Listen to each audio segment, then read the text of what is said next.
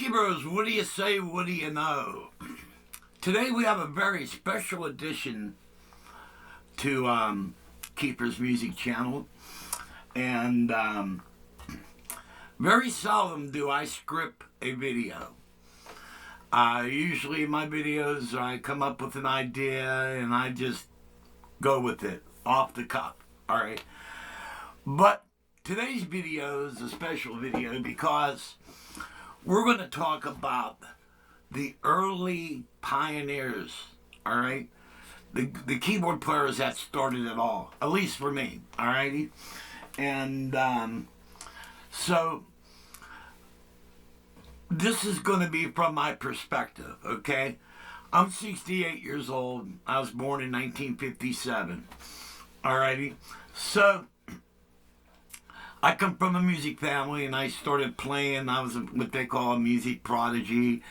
I had two older brothers, and blah, blah, blah. I started very young. I started playing organ at 6, all right? So do the math. But I'm going to highlight the people who kind of got me started, all righty?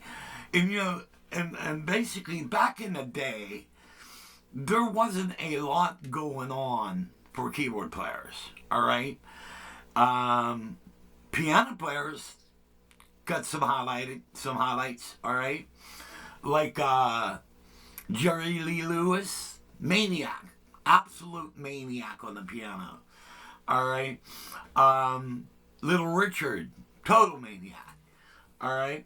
And so we did have some frontmen, some piano frontmen, all right? But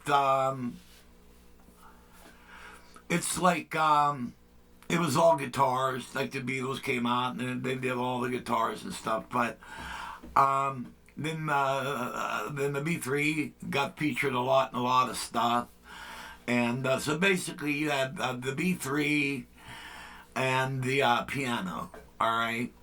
And then electric piano has been there all along, but it started coming to the forefront later on. But if you look at some of the original electric pianos, and actually the first electric piano was invented during the 30s, alrighty? And I found the video on the very first one, and it's basically the forefather of the Wurlitzer piano because it used reeds, all right? And I watched the video last night, and I'm gonna locate it and I'm gonna put it up on my sister channel on Facebook. It's called Keyboard Talk. Some of you are members there. If you're not a member, please join. It's Facebook Keyboard Talk, and but I'll be posting that video on that original electric piano. But so let's get started, all right? So I actually did homework on this one, and so some of the early pioneers, all righty? These are the guys that got me in to being a solo maniac, all right? And actually the very first organ solo I learned was Evil Ways, all right? That was my first organ solo I did. But here's some of the guys I accredit to what made me, all right? Okay, Jerry Corbetta. He's from the United States, and he's the guy that did that fantastic organ solo on Green Eyed Lady. Jerry Corbetta, all righty? Now this guy was like my forefather, Jimmy Greenspoon from Three Dog Night. When Three Dog Night came out, I was playing everything Jimmy Greenspoon played. I mean, he was like, I copied him like you wouldn't believe. Another keyboard player that kind of shaped me into, had a lot to do with my style and everything, Seth Justman. He was the keyboard player for Jake Giles' band. Remember that killer organ solo on Give It To Me? Wow!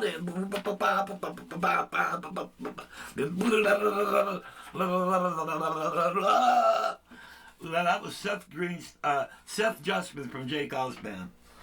Another biggie, like I said, my very first organ solo, Greg Rowley. He was the keyboard player for Santana. And also Greg went on to form Journey. Alrighty? And here's another great, Rod Argent from the Zombies. And later formed the Argent Band. Now the Zombies are back together again. And so you can look them up on YouTube. They're still good. And very good, actually. Another guy, he was a very percussive player. He wasn't like an in-your-face lead player. His leads were more structured around chording and rhythm. And his name was Gordy McJohn. And he was the keyboard player from Steppenwolf. Alrighty. Another guy is Mark Stein from Vanilla Fudge. Alright. Set me free, what? It's got that la la la la. And then let's toss out a mention to Ray Manzarek from The Doors. Ray was a really good keyboard player. The only problem I had with Ray was my very first keyboard, when I was 6 years old, the very first keyboard that I played was this right here, this very keyboard, Hammond B3. This is 1962 Hammond, alrighty? And but the problem I had with Ray, he always played those part pieces. Now, when I started playing in bands, I played the part pieces, but I hated it. I hated it because they sounded so chintzy, and I even played through a Leslie. And but it was that chintzy transistor sound. Nothing's a B3. But Ray's got chops off the ass, and I mean he's kicking ass on leads, but at the same time he's playing bass. Alrighty, but I have to give it to Ray. And another keyboard player I listened a lot. I listened to the whole band a lot. Is Chicago, and now the keyboard player for that band, his name was Robert Lamb. Now Robert Lamb never showed me anything lead wise. As far as a lead player, he was okay, but what Robert Lamb taught me was structure. When you hear the whole band going on, Robert Lamb kind of takes a straight part, and he plays his chords pretty well, dead on. So like Saturday in the Park, ba ba ba ba ba ba ba ba. So he taught me a lot of structure. All right. Then, like I said, the piano giants, Jerry Lee Lewis and Little Richard, and then there's the other side. At the same time I was playing rock and stuff, I started out as a jazz player, and one of the guys I was listening a lot to was Jimmy Smith, and another B3 player, Richard Groove Holmes. And so that's kind of, my jazz kind of came from those two B3 guys. Alrighty. Then also, during this time, we had a keyboard player that kind of brought us out to the front, even before Keith Emerson, Sly Stone, from Sly and the Family Stone. He was a maniac. Now, he played a transistor organ, but he got that thing to sound good. Alright? He made a transistor organ sound good. I don't know what he did, but he had it sounding pretty damn good. And another guy from the Rascals. Remember a good example, Good Love. Good Love. Felix Cavalieri from the Rascals. He's a really good keyboard player. Alrighty? So these are kind of like the early guys. But kind of, I adapted a lot of things from. I stole a lot of the riffs, And what I did was I would learn their riffs, and I would come kind of my individuality kicked in, and so I would take their riffs and I'd put my spin on them. Alrighty, and then then I started really getting serious and playing with more professional bands, and then I got turned on to the Allman Brothers, and that's when my life changed. All right, so since I was doing a lot of organ at the time, Greg Allman. All right, now Greg, he's not a super fast player, but everything he plays is tasty and right in the groove. All right, and I learned a lot from Greg just playing that. You know, sometimes you just play it laid back. He wasn't a maniac, but what he played was great and tasty. Also, during that time, Leonard Skinner came out. And then that's where I was getting into the piano. So who did I pick to tailor my style off of? Billy Powell. And so Billy's one of my favorites. Then Keith Emerson. Now Keith Emerson, he was a great guy for us because he brought us into the front line, all right? Sly got us here first. Then also, from a piano perspective, you have to give it to Little Richard and Jerry Lee. And but as a multi-keyboard player, Rick Wakeman, you got to give it to him, all right? And then his counterpart, Keith Emerson, and his counterpart, which is Rick Wakeman. Now, between Keith Emerson and Rick Wakeman, I'm going to pick Rick Wakeman because I appreciate everything that Keith did, and the guy was a genius. I seen him walk behind the keyboard and play the keyboard basically backwards. And one time for shits and giggles, I took a keyboard and I put it on a tray stand and I walked behind it and tried to play it. I don't. Keith did it, and he was smoking on it. He played it just as good as he did playing it in front of it rather than behind it. He's just as good either way. Try it sometime. Put your keyboard on the table, walk behind it, and try to play it backwards. It's crazy. And but between the two, I have to pick Rick Wakeman as my favorite because Keith is really good, but I think a lot of times he played beyond his audience. He would go out there, all right, but I think he stayed out there too long to the point where okay, I know what you're doing, but enough, move on, you know. Or Rick Wakeman would do something, but it's sweet. Rick was more melodic. Look at that organ solo he did on Roundabout. My God, he killed it. He crushed it. Then also now we have an American keyboard player, and a lot of you guys might not realize this, but I call him the American Rick Wakeman. And then that keyboard player is Dennis DeYoung, all right, from Styx, all right. Now you guys may think, "Babe, I'm leaving," and "I'm so away, but if you ever heard him play, he's just as good as all those, all right. He's a fabulous keyboard player, and he wrote all those iconic lines and and he did all the Oberheim and the Moogs and all that stuff. And so, as an American, we have to give it up for Dennis DeYoung. Okay, another piano player. I like him. I'm not really a fan of him. I liked what he did on Dixie Chicken, but when you compare Billy Payne and Billy Powell, no comparison. Billy Powell's going to take the cake. Then there's another guy.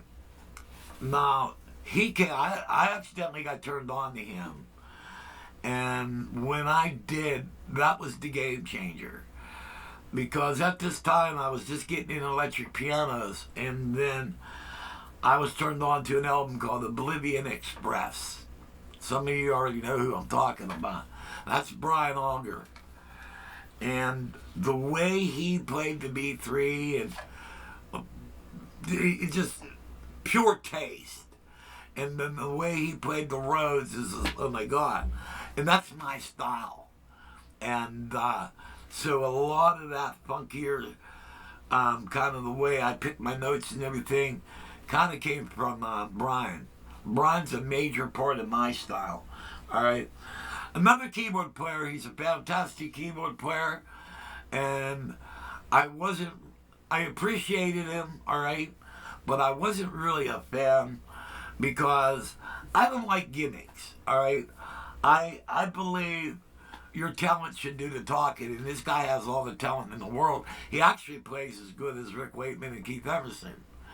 But his gimmick I think his gimmick kind of takes it away from the other keyboard players, from Rick and Keith. But he took a B3 and played it through a Marshall. All right? To me, a B3 has to have a Leslie. All right? Like, if you want to make your B3 sound like a Marshall, play fucking guitar. All right? That's my opinion. I'm a purist. All right? So, running a B3 and doing that distortion sound, I do get off on it now in my older age, and I'll crank up my overdrive and I'll do some of that. But my real love is with the B3 and the Leslie and stuff. But you have to give it up to John Lord. He's a fantastic keyboard player. All right. Another keyboard player. He became the fifth Beatle. You know who I'm talking about? Anyone? Brewer, Ferris, Billy Preston. So then another guy that's fantastic keyboard player and the synthesizer guy and everything. Stevie Wonder, genius. All right. Another good keyboard player and also guitar player, Steve Winwood from Traffic. Listen to his piano work on Low Spark of High Heel Boys, and really good. They Mr. Fantasy and all the stuff that Traffic did, and Steve and all the Steve Winwood stuff, Ark of the Diver, and all his stuff. He's a really good piano player and B3 player. And so then we got let's see. So those are a lot of the keyboard players that kind of shaped my things. Now I got a lot of honorable mentions. All right. While we're talking about actual keyboard players, let's give a shout out to Greg Hawkes from the Cars. All right. Now Greg, the way Greg plays,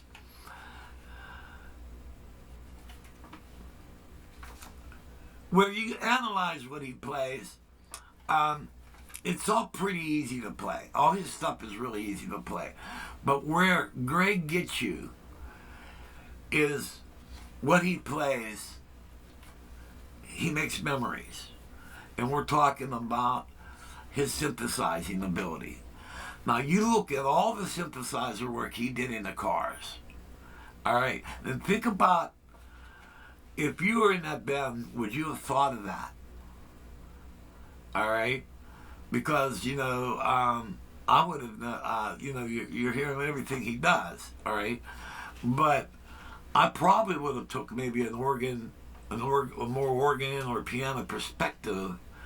But what he did with he replaced the organ and the piano stuff with all synthesizers. And everything he does, it's memorable. Like he'll play a note and it's already in memory. You guys understand what I'm trying to say. Greg was a genius of that, and still is. And then now we're going to our honorable mentions. We're going to go to guitar players. All right. He's a guy, and you might not know this, but Okay, Bob Moog invented the synthesizer, and he invented a lot of things, all right? Excuse me, to work with the synthesizer. Various modules, all right?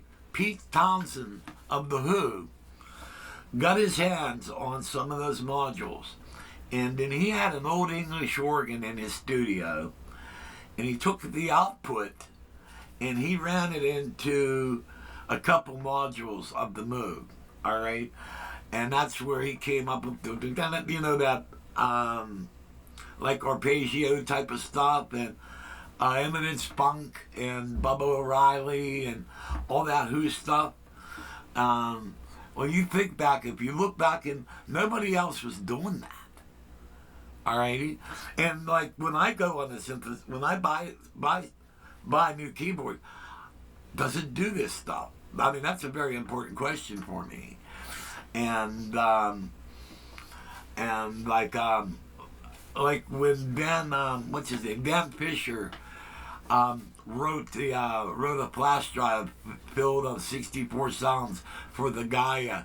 I had to get my hands on that because he did a lot of the Who stuff, and the Gaia does all that, and I had to have that flash drive, and because I wanted those sounds. But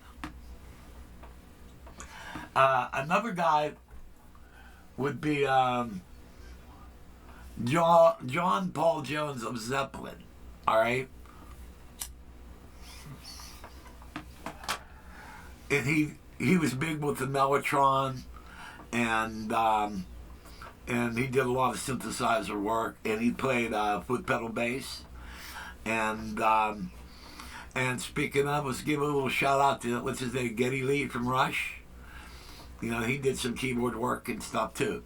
Alrighty, so but Pete Townsend, you have to give him, because he brought that particular part of synthesizing and everything to light.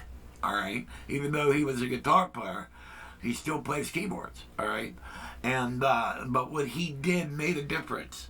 All right, and a lot of people didn't know that. All righty, and there was someone else. See, I should have wrote it down. I had the name, then I forgot it. Then when I came down here to do the video, George Harrison and John Lennon.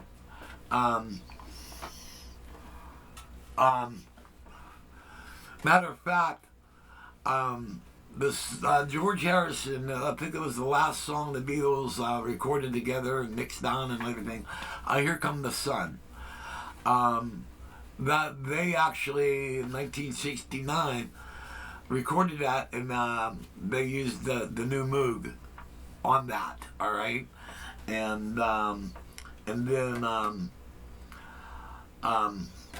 there was Lindsey Buckingham that actually did a lot of work with the Fairlight, and but these are earlier pioneers of everything, and so I don't know whether a lot of you know these people. You may be younger, you know what I mean, but these are the people who started all this, because when I first started playing, all you had was basically to be playing out local bands. All you had was a transistor organ and electric piano. That's all you had. All right. Then the Moogs came out. There was the Moog Satellite and the Mini Moog, and my very first Moog was the Satellite. Then I ended up with the Mini Moog. But then they came out shortly after that. The string machines came out. I think Elka was one of the first to bring it out, and but it depends what you hear. Some people say the Italians came out with the first string machine, the Selena, but it doesn't matter because Elka's from Italy anyway. So the Italians made a lot. And they made a lot of transistor organs too, Farfisa, and then Crewmore. They came out nice units, but these are basically the keyboard players that were the basic pioneers, And as time went on, You know, I got into the technical stuff like Don Fagan, when the way he chord, and Don would do things. He called them mo measures, where he's always adding twos and things, and I do that a lot. I have a tendency, I can't stop doing it now, but I'll take my thumb and I'll bar in the two with my thumb. So I'll play a tonic and a two with my thumb. And I do that. It drives a lot of keyboard players crazy because they can't do that. I don't know why, but I'm weird. All right. Also, I'm a left-handed guy. I'm left-handed. So maybe it's easier for me to do. I don't know. I don't know why it's easier. But there's some things are easy. There's some people and things that they say easy I find hard. So, but Joe Sample and Chick Corea, and there's a lot of giants. And now, but basically, I wanted to talk with y'all and kind of give you some of the early pioneers, and these are the guys that actually brought the keyboard players from the back row to the front row. And these are the guys that stood out. You know what I mean? Rather than just being a guy like the keyboard player for Foreigner. All he does is play chords. And that new asshole that plays for Journey, he's the one that took Greg Rowley's place. All he does is play chords. Now, he wrote some great songs and everything, but you know what I mean? I'm the type of guy, I like the guys, you know, the guitar players have guitar heroes. Well, I have keyboard heroes. And to me, a guy just goes up there and play chords, does not impress me. I don't care. You could be the best rhythm keyboard player you want. I'm not even going to look sideways at you. You start cooking on a lead, now you got my attention, you know? Or if you're up there and you're doing a bunch of stuff that normal people don't do, I'm going to be watching your ass. You know what I mean? But that's the stuff that impresses me. And I hope you guys enjoy the video. And as always, I ask that God may bless. And see you when I see you. Hey, also, if you think I left somebody out, drop it in the comments. God bless, peeps.